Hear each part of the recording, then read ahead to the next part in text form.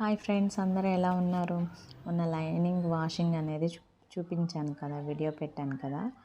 ఇప్పుడు దీన్ని ఐరన్ లేకుండా నీట్గా సాఫ్ట్గా ఎట్లా చేసుకోవాలో చూపిస్తాను.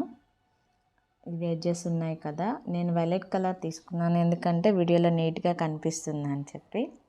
కొద్దిగా లెంత్ కూడా వైలెట్ ఎక్కువ ఉందిగా కాబట్టి అది చూస్ చేసుకున్నాను. అటుపక్క కట్టంచు ఇటుపక్క కట్టంచు పట్టుకొని అట్లా స్ట్రైట్గా లాగాలి అన్నమాట.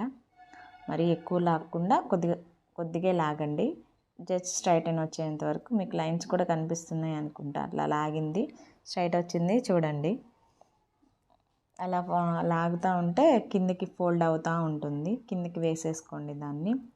నేను మా కస్టమర్స్ ఎవరిదైనా నేను స్టిచ్ చేసే బ్లౌజెస్ వెయిట్కైనా సరే సిల్క్ శారీస్ వరకు ఖచ్చితంగా వాష్ చేసే వేస్తాను. ఎందుకంటే అవి ముడతలు లేకుండా మీకు ఎన్ని వాషులు పడ్డా కూడా అట్లానే ఉంటుంది బ్లౌజు. అందుకనే అలా నేను వాష్ చేసి వేస్తాను అనమాట. అలా ఇంకా 4 ఫోల్డ్ చేసేసుకొని పక్కన పెట్టేసుకుంటే మనం నీట్గా కట్ చేసేసుకోవచ్చు. ఎడ్జెస్ అయితే కొద్దిగా క్రాసెస్ వస్తాయి, వాటిని కట్ చేసేసుకోండి. 1 మీటర్ బ్లౌజ్ ఉంటుంది కాబట్టి, బ్లౌజ్ పీస్ కాబట్టి సరిపోతుంది. 80 పాయింట్స్ అయితే కొద్దిగా కష్టం వాష్ చేస్తే. అదిగోండి గ్రీన్ కూడా అలానే చేశాను, చూడండి ఎలా ఉందో.